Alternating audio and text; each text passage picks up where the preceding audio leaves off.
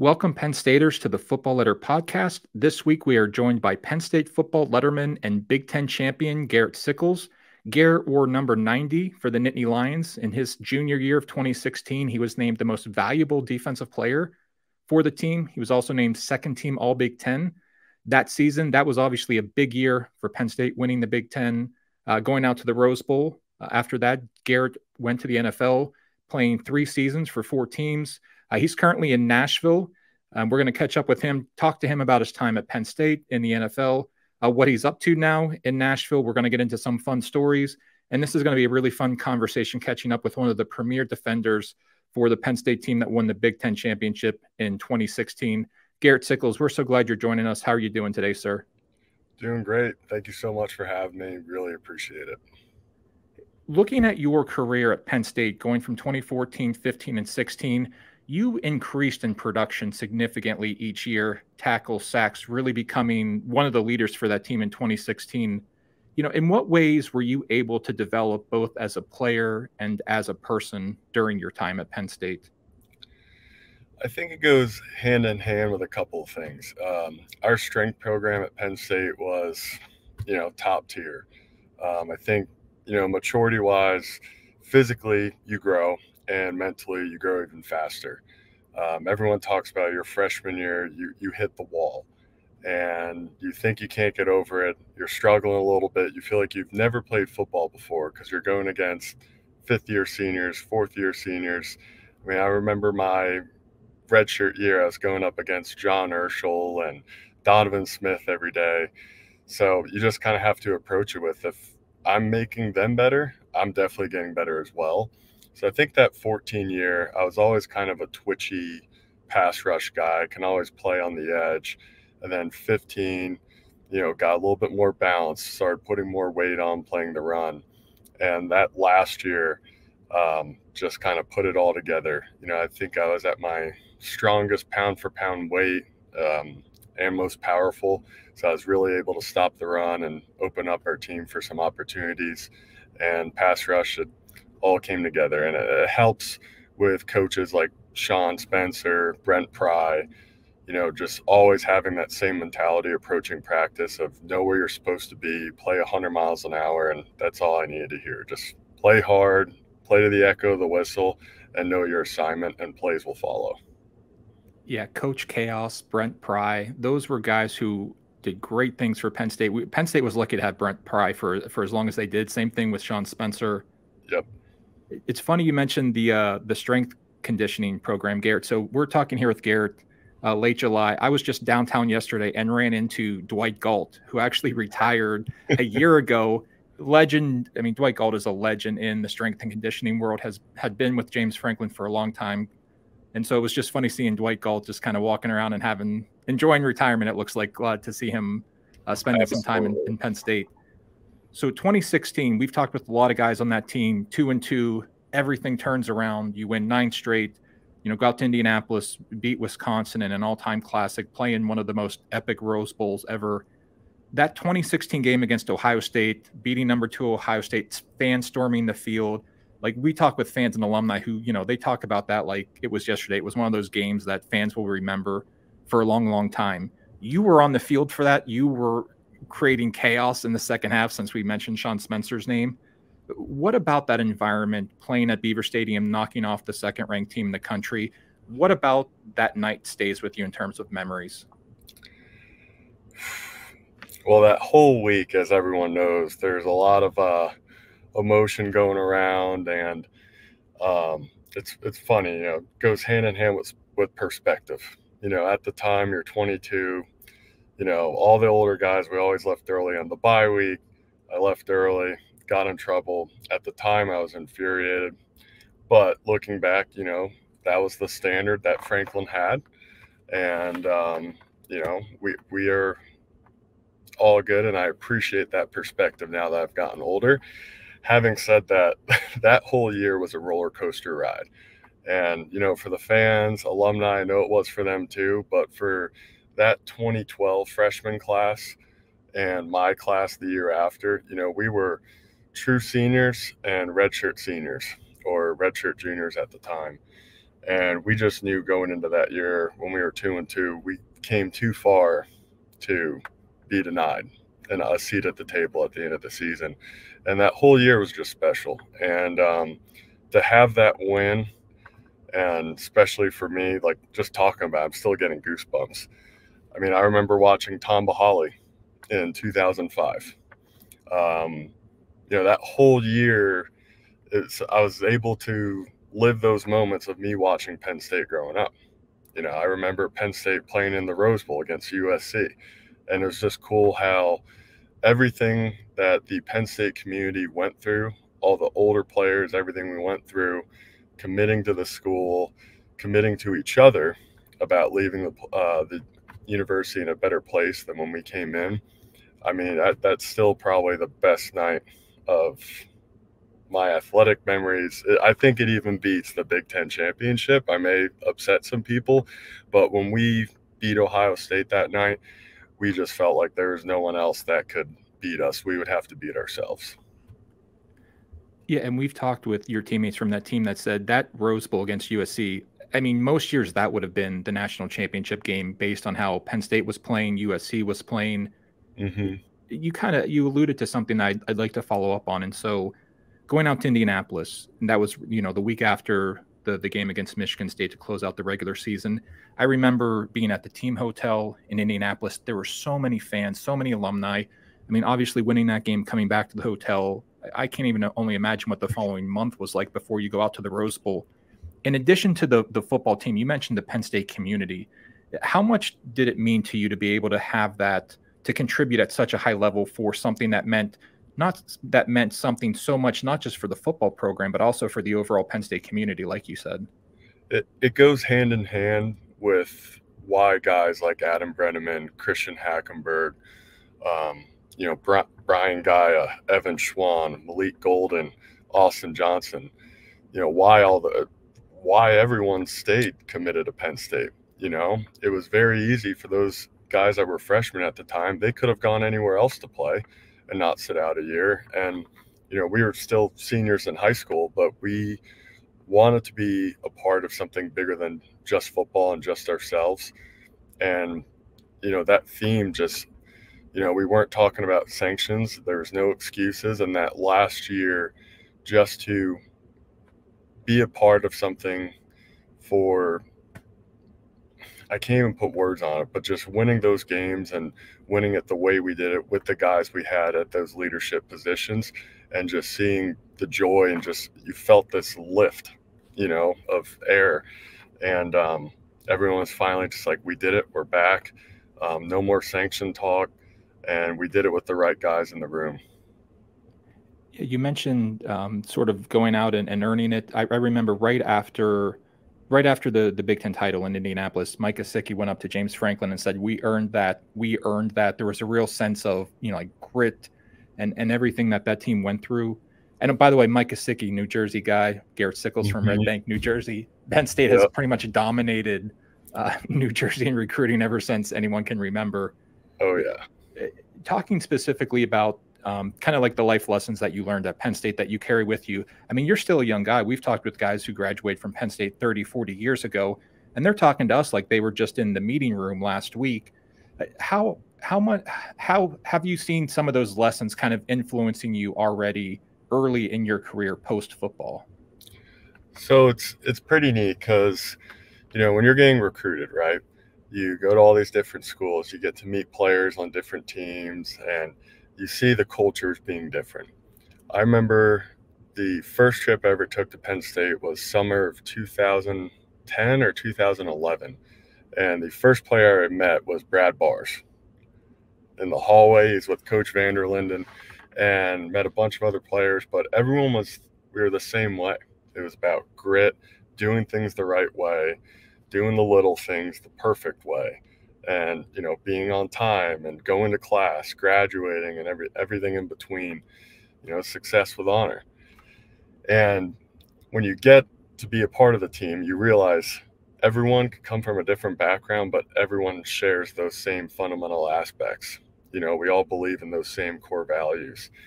And that's why I think we were such a tough team. we may have been down at halftime, but you're not going to deny us. We have grit. We're going to fight back. We're going to win, and we're going to do the little things right, and we're not going to beat ourselves.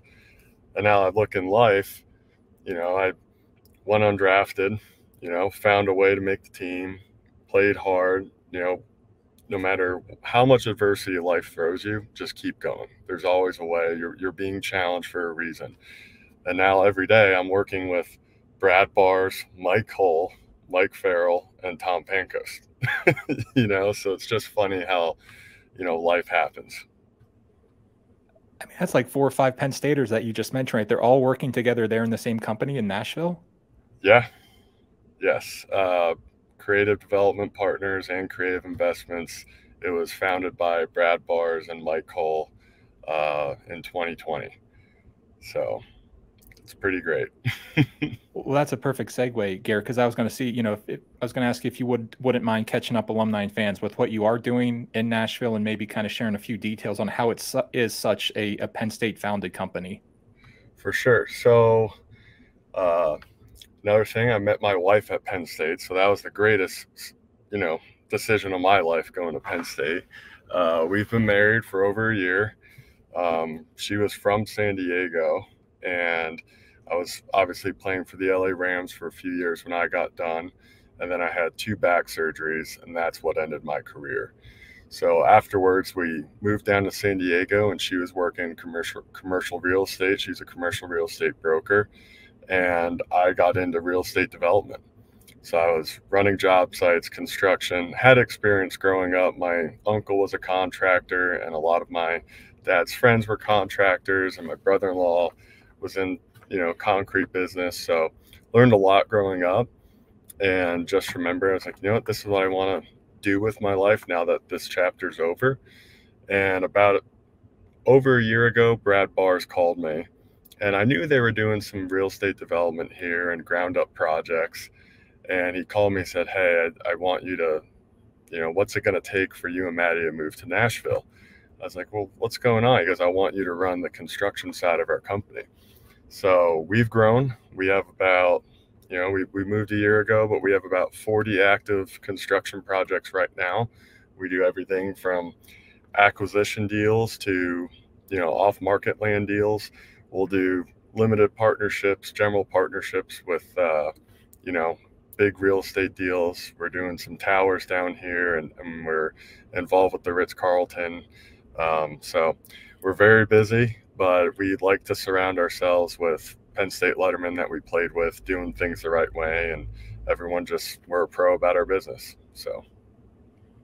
That's so great to hear, Garrett. Congratulations on getting married. I'm sure that's exciting, and that's been a whirlwind in itself.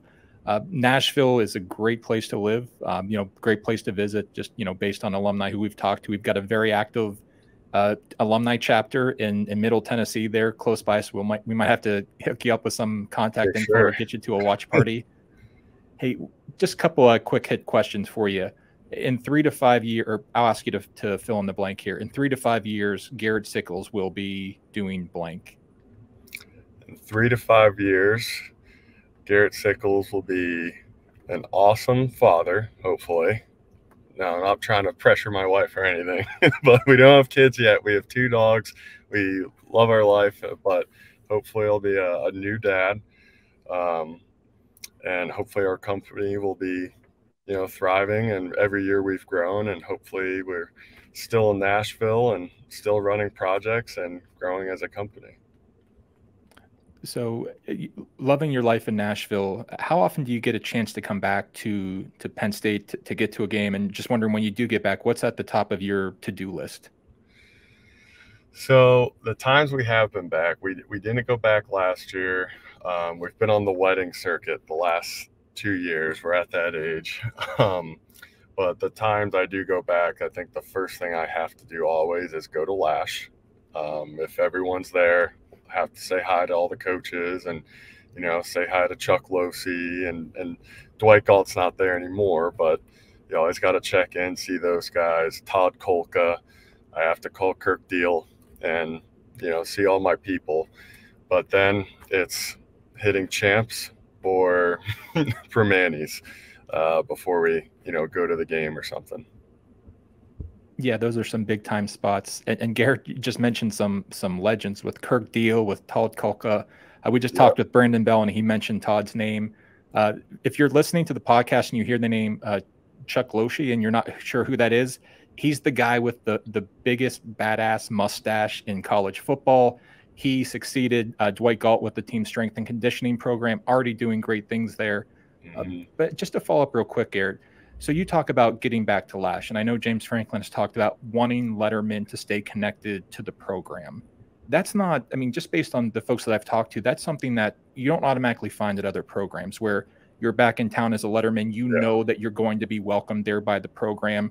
What does that mean to you, knowing that when you do get a chance to come back, there is a place for you that you're always going to be welcome? Absolutely. And I think it all started with our original cornerstones at Penn State. With Joe Paterno, with Bill O'Brien, they always wanted the letterman to come back. The letterman association at Penn State is probably the best in the nation. And just knowing that you're a Nittany Lion for life is, trying to think of the right word, but it's just great. You always have a home in State College. And I think it's great that Coach Franklin just picked up right where Joe Paterno and Bill O'Brien left off and continued that. But it's funny. We were in town for a wedding 2 summers ago, and we stopped by Lash. I was with Christian Hackenberg, and we ran into 3 other guys that we played with that we didn't know were at Lash.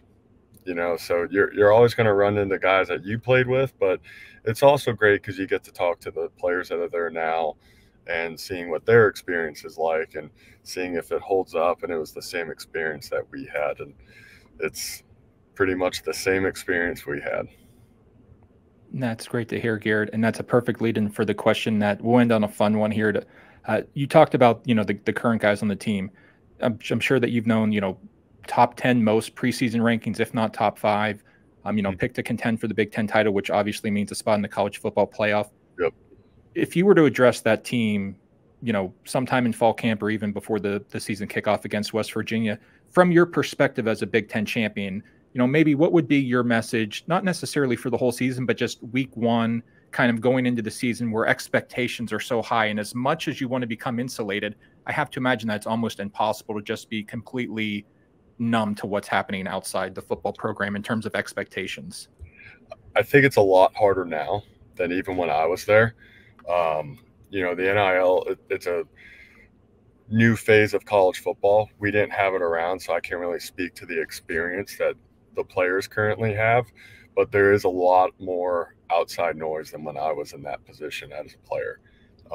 The main thing I would tell everyone, ignore the noise, stay true to who you are as a team, own your identity, and don't let anyone beat you. And don't let yourself beat yourself. Don't beat yourselves. Do your job. Do your responsibility. No one has to go out and make 10 tackles a game or try to make more than what the play is. Just do your job and, play harder than anyone else. Spoken like a true Big Ten champion, Garrett Sickels. We are so glad that you had time to join us on the Football Letter podcast. Wish you all the success and happiness in the world of Nashville. And anytime you're back in State College, drop us a line. You're always welcome to stop by the Alumni Center. Will do. Thanks for having me. Really appreciate it. All right, Garrett Sickels, everyone.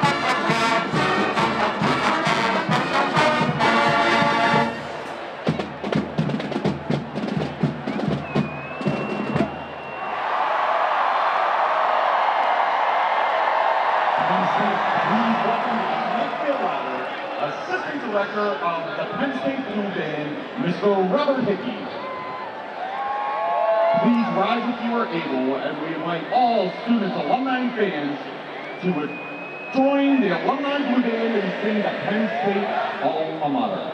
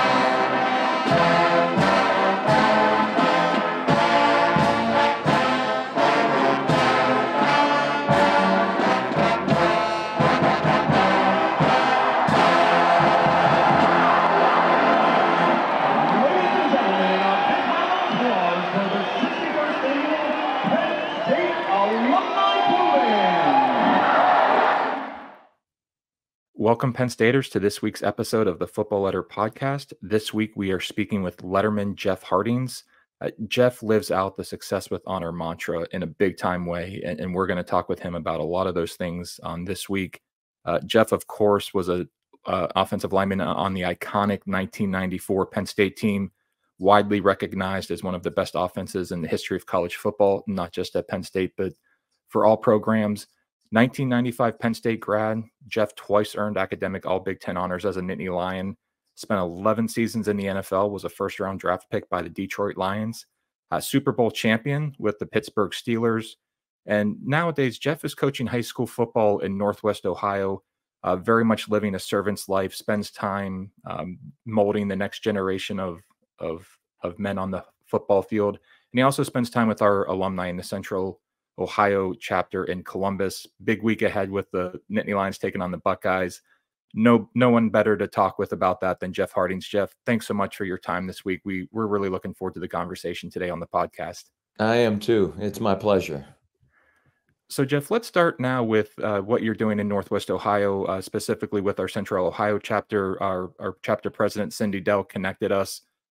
How meaningful is it for you to keep those Penn State connections going after your playing days and just being able to spend time with fellow Nittany Lions?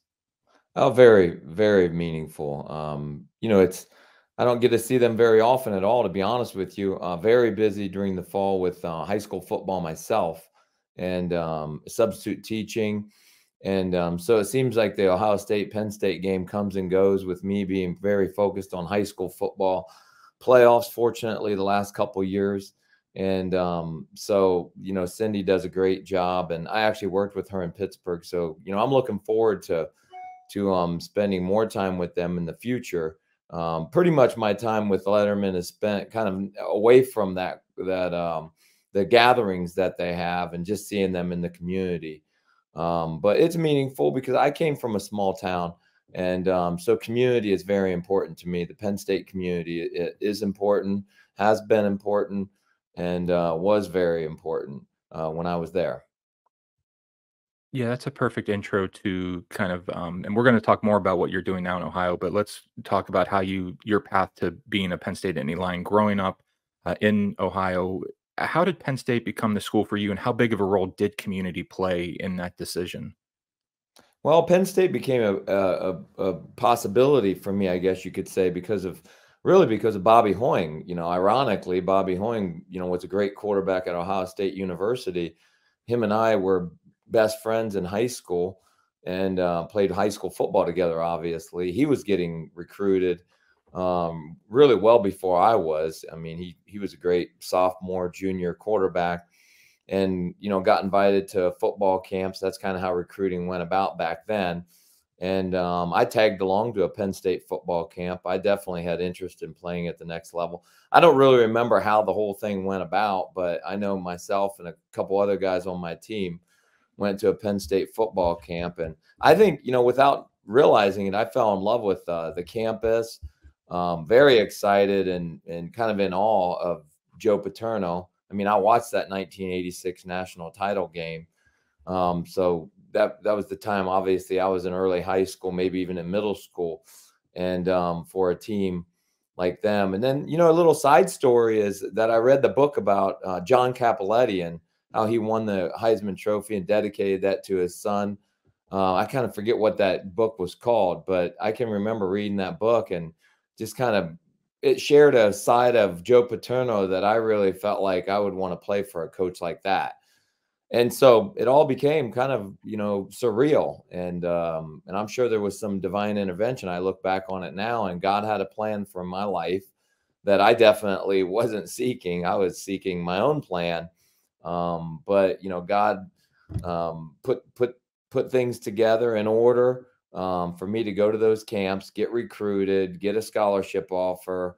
I ended up getting scholarship offers from Ohio State, Louisville, Michigan State, Indiana, and recruiting was much more regional then. So, not really anywhere else outside of the Big Ten.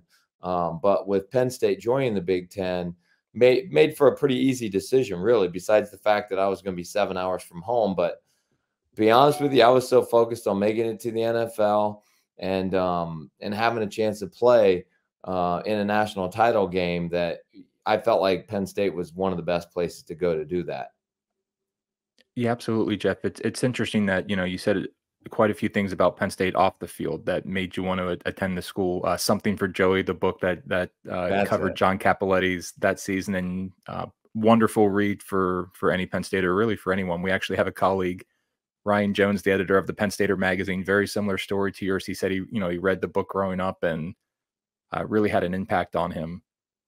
The 1994 season, I wanted to ask you, leading into that, we've talked with guys who, they talk about the importance of how the 1993 season ended. 5 straight wins, dominant victory over Tennessee in the bowl game. Coming off how that 93 season ended, going into the 94 season, what was the mindset of the team?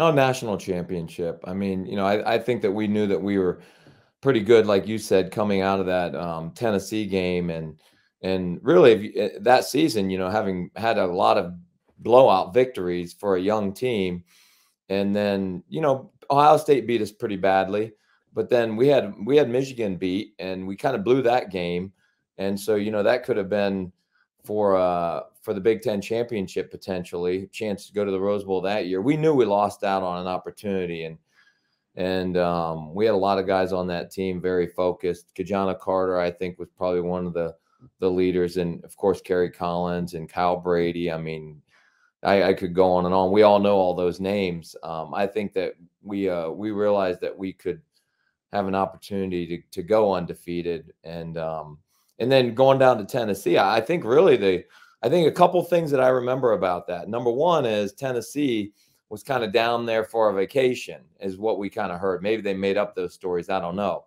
But we were down there having training camp for a week, and then a week of preparation. I mean, literally like 2 days training camp, and then a week of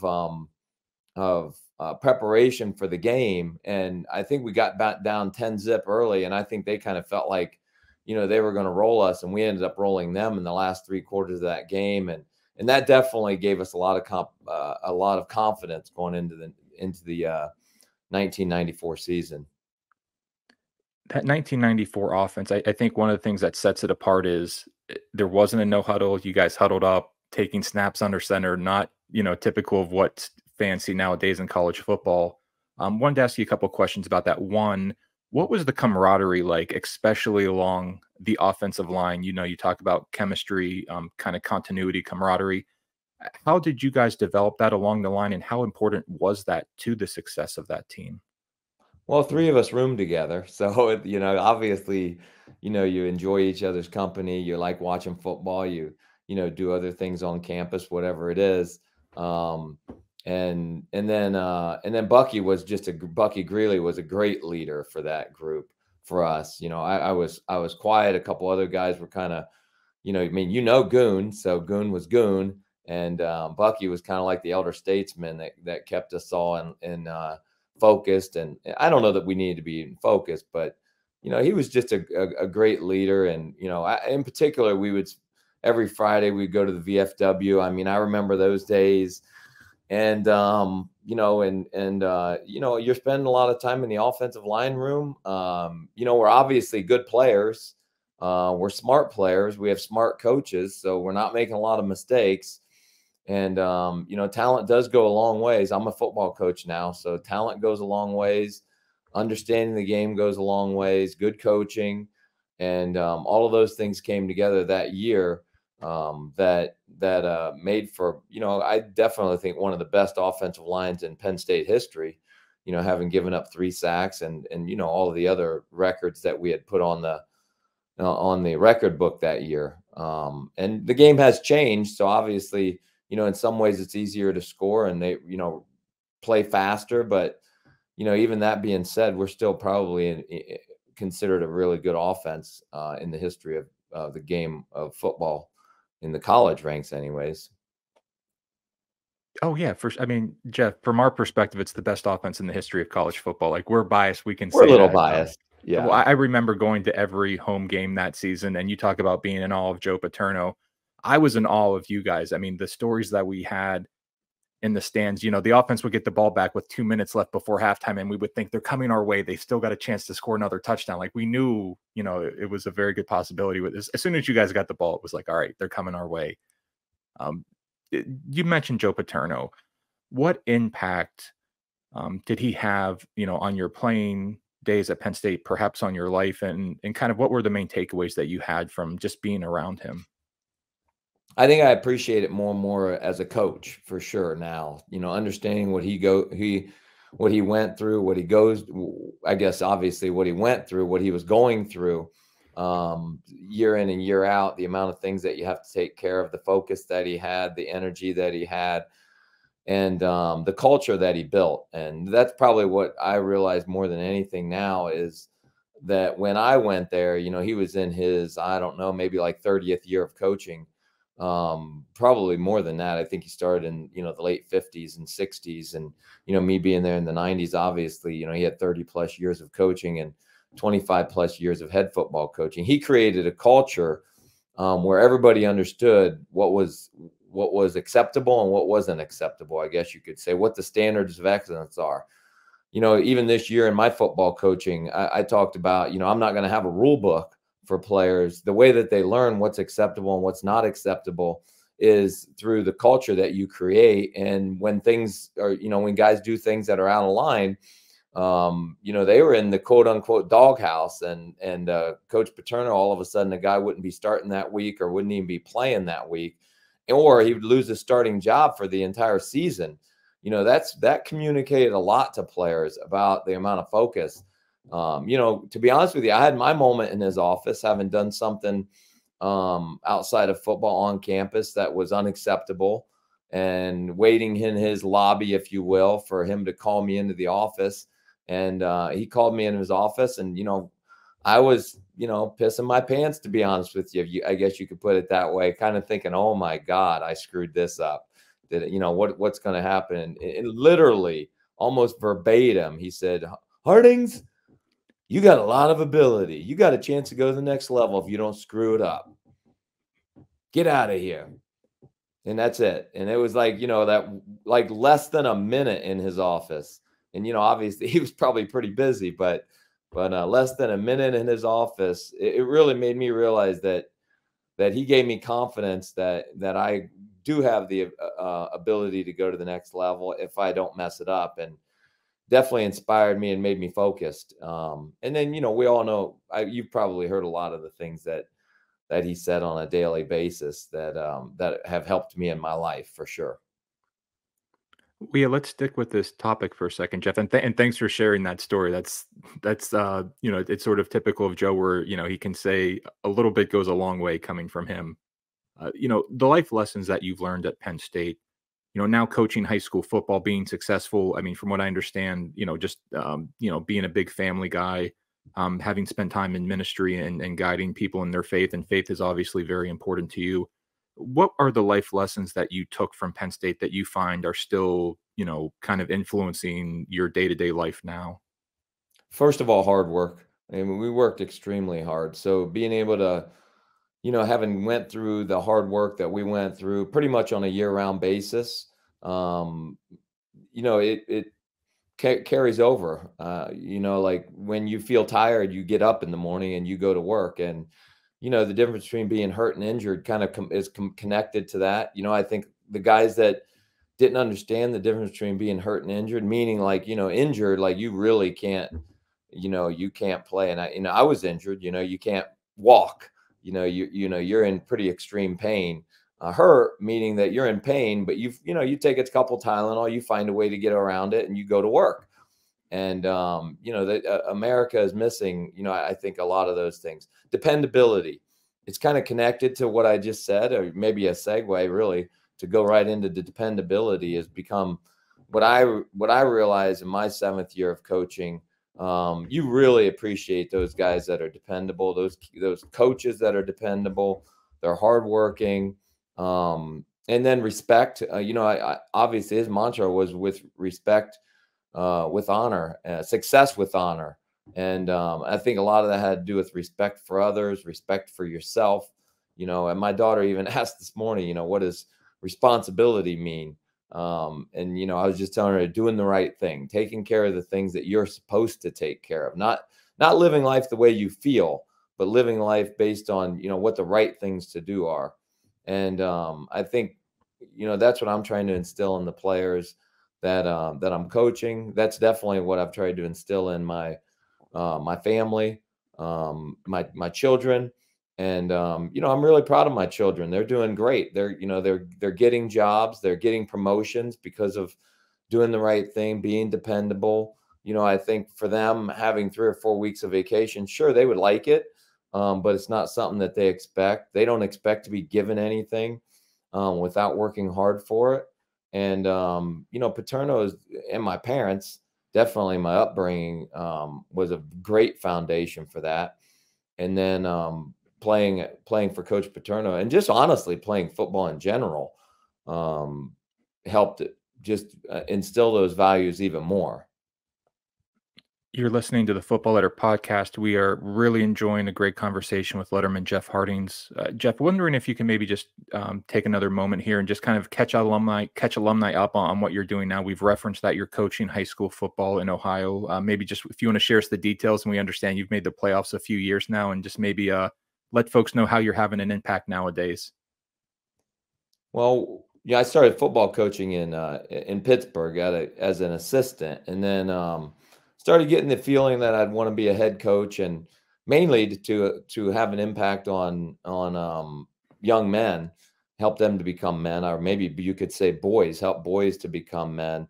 We had a really good coach there at Avonworth High School in Pittsburgh, and yeah, I felt like he was doing a really good job. And at the same time that I was thinking that, you know, he's got this handled, I really felt like God was calling me to go be a head coach somewhere else. Not because I wasn't happy there at all. You know, it was fun. My kids were at the school. But at the same time, we started thinking about moving back to Ohio, where our family was. And Columbus, we're a diverse family. Having lived in a city, you know, we were kind of looking for a city versus going back to our hometowns, which is rural. Not that there's anything wrong with that, but obviously, you know, our family and our kids were comfortable more in a suburban setting. And so we decided to move to Columbus, Ohio. And I was an assistant coach at a Christian school. The opportunity to become the head coach opened up at Worthington Christian High School. And you know, I put my resume in, obviously went through that process, got the job, and been doing this. I think I always kind of forget 6 or 7 years. And I think it's my 6th year. And, you know, we've made the playoffs. We've had some good seasons this year. I mean, we actually have a team that's better than most, as good or better than most of the teams that we've had, but we've had a lot of injuries, and we've had the toughest schedule that we've ever had in the highest division that we've ever been in. So our record's not working out the way we had planned. That's for sure. So I'm learning lessons with regards to, you know, high expectations and not ending up on the scoreboard anyways, according to where you would like to end up. But I think the kids are hanging in there. We're learning the difference between being hurt and injured every day, and learning how to do a good job of coaching. But, you know, the number one priority for our football program is, and for me, and the focus is combining lessons of football. We just talked about a lot of those lessons with Coach Paterno, and, you know, every coach could make a list of lessons from football that carry over into life. But what we do is we combine it with God's truth. We combine it with the Bible. And so then we're essentially trying to disciple these kids. I believe, you know, I wasn't a Christian my whole life. And I was headed down the wrong path at the beginning of my NFL career, being very focused on success on the field. And having went from Penn State to the NFL, where you're not winning 5-6 games in a row. And as a matter of fact, I lost 10 out of the first 11. And then the next year, you know, winning 2, losing 3, winning 3, losing 2. It was a real struggle. I hated losing. So you can imagine I was not having fun, and I was a miserable person to be around, and pretty much headed down the path of divorce. And that's one thing that I definitely did not want to do. Thankfully, somebody invited me to a Bible study. I got to know Jesus Christ, and it just really gave me motivation that there was a different way to live, different way to be focused. and you could still play football at a high level. And so, you know, God changed my life. And from that point forward, I've just tried to find a way to combine football with the Bible to do ministry. And, you know, obviously I'm not playing football anymore, so I'm coaching football. So whether I'd be an assistant coach or a head coach, I would try to find a way to do that. But I spend a lot of time, believe me, on the X's and O's of football, but always trying to connect it with the Bible when you get the opportunity. Yeah, absolutely. I'm just smiling here, Jeff, just listening to you kind of tell your story. A lot of that is hitting home for me.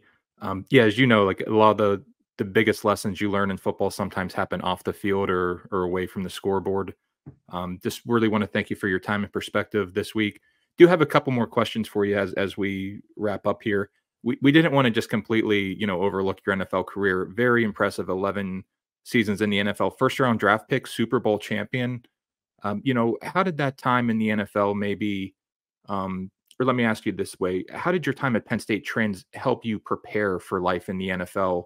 Whether it was, you know, what happened on the field, dealing with everything off the field, and just kind of being organized. And I mean, even back, you know, I'd imagine there's a lot more maybe distractions is the word when you're in the NFL as opposed to being in the college. But you can probably tell me better than that. Well, I'm laughing because it didn't prepare me very well for the losing. I'll tell you that much. So, but God had a plan. Like I said, I really think if I had success my whole life, you know, I don't know that I would have been looking for something else. And thankfully, you know, I went to Detroit, and I guess thankfully, you know, lost a lot of games at the beginning. And, you know, we had some good teams. Hard work, you know, I'm absolutely convinced that the guys that are not in the NFL that are very, very talented, they're not there because they didn't work hard. They're not there because they're not humble. That's what Penn State taught me, is hard work and humility. It's about the team. It's not about yourself. I went to the Pittsburgh Steelers, and it was just a continuation of the same thing. Jerome Bettis, Joey Porter, you know, those are two of the top leaders of that team. They were not about themselves. They were great players. We had a lot of great players there. But that organization continued to show me hard work and humility. I'm very, very blessed to play for those organizations. You know, the Detroit Lions, I love the Detroit Lions. I watch them. They're my two favorite teams, the Steelers and Detroit. Go to one game each every season. I'm so happy for the Detroit Lions this year. They you know, they look like they're headed to the playoffs and can get some playoff victories, hopefully. And who knows, maybe the Super Bowl. There's some good teams in the NFC, but you know, I'm hoping and rooting for them for sure. And so, you know, I think that you have a lot there's, you know, if I shared a little bit about what I feel like about, you know, how an NFL career, you know, prepares you, I think it's a double-edged sword. Number one, when you play in the NFL, you're very hardworking, you're very focused. But on the other hand, it's hard to transition because your identity is so wrapped up in being a football player. And that even goes for high school kids, and then especially college kids nowadays. You know, your identity is so wrapped up in being I mean, if you go to these Penn State games, you can see the entire state revolves around, you know, a Penn State football game, and definitely that town does. And, you know, you're a superhero, and you have that identity. And that's where I'm thankful, to be honest with you, John, is for my faith, because that's really helped me keep me grounded, and being in the Word of God every day and being reminded of humility and just wanting to be like Jesus. It helps me to be very focused on helping our team win football games as a coach, but at the same time, remembering, you know, what the most important thing is. And hopefully I'm doing a pretty good job of that. You know, we would definitely like to win more and continue to see our program get better at Worthington Christian. But you know, I believe that we're coaching the right way. I think that it's a great experience for our students and on our football team. And I'm excited about the future. Yeah, as you should be, Jeff. And we'll wrap you up here with this question. We'll bring it a little full circle. We talked about the alumni chapter there in Columbus. You know, during your time at Penn State, the support of the alumni base, of the fan base everywhere Penn State travels in the Big Ten or beyond, you have a tremendous alumni following. How much was that something you appreciated then in your playing days, and even just now, knowing that, you know, whether it's with the Central Ohio chapter or somewhere else, that there's, there's always a Penn Stater there who's ready to support what you're doing. I truly think that very few players, either in college or let's just put it this way. I truly believe that there's not very many human beings that really enjoy being in the spotlight. Like I would say that they're created that way. I do think that some people have a personality that God's instilled in them where, he has a plan for their life and they don't mind being front and center. And we know some of those guys from Penn State and obviously in the NFL. And I honestly used to think those guys were arrogant, but I think that no, they just have a way of being. Jerome Bettis was one of those guys. Like he didn't mind the spotlight. Now myself, that was very tough for me. So why am I saying that? Because I do not want to be the center of attention in any way. I'm uncomfortable with it. I kind of like, offensive line was a great position for me. And so why does that matter? Because at Penn State, it was really hard being, the center of attention. And then going to the NFL constantly, no matter where you went, you felt like people were looking at you. They wanted to ask you questions. They wanted to ask you, even your family, you kind of felt like you lost your entire identity with your family, even your brothers, your sisters, your mom, your dad, if I could just help people understand the life of, an NFL player or even basketball, baseball, whatever, you literally feel like you lose your identity, and that's not the way God created us. So it's very uncomfortable. And in Pittsburgh, it just became suffocating because that's all anybody cared about was Pittsburgh Steelers football. And I could not go anywhere. And I'm just a lineman. So you can imagine anybody else. You didn't really want to go to restaurants, didn't want to go into Home Depot, grocery stores, and not really the way that I wanted to live. My faith helped me with that. But then dealing with that. But I'll tell you what really was a defining moment for me. Winning the Super Bowl and 500,000 people coming out in the city of Pittsburgh and going through that parade, I realized like, wow, they really appreciate us. And it changed my life forever. It changed my, I think the way that I dealt with the struggle that I had with my identity and made me realize like, they just appreciate us. Like, God, this is part of who I am. My identity is being a Pittsburgh Steeler or being a Penn State football player. So when I asked to do something like this, I can help you out. I can help out this podcast, but I can, also give some enjoyment to Penn State alumni that for, I don't know, 20, 30 minutes, I guess, get to listen to. I enjoy podcasts myself, listening to certain guys. So that really just changed my perspective, and you just embrace it. And it's not about me. It's just more about sharing my time as a Penn State football team, and then obviously my NFL career, and hopefully part of my life can inspire others to, open up the Bible today and go to church Sunday and see how faith might change their life. All right, Jeff, last question. How are you going to be spending Saturday at noon when Penn State and Ohio State battle in the Horseshoe? I'm going to be watching the game with my family because people have asked me if I'd want to go to that game. I'm not going there. That's for sure. I will go when it's at Penn State, but I actually enjoy watching the game at home. And, obviously we're going to hope for a good ending. We get really excited when we have teams like this, and, that's great. And hopefully we're going to end up being able to steal one from the Buckeyes in Ohio Stadium. Jeff Hartings, appreciate your time so much. Thanks for stopping by the podcast. Hey, it's really my pleasure. Thank you.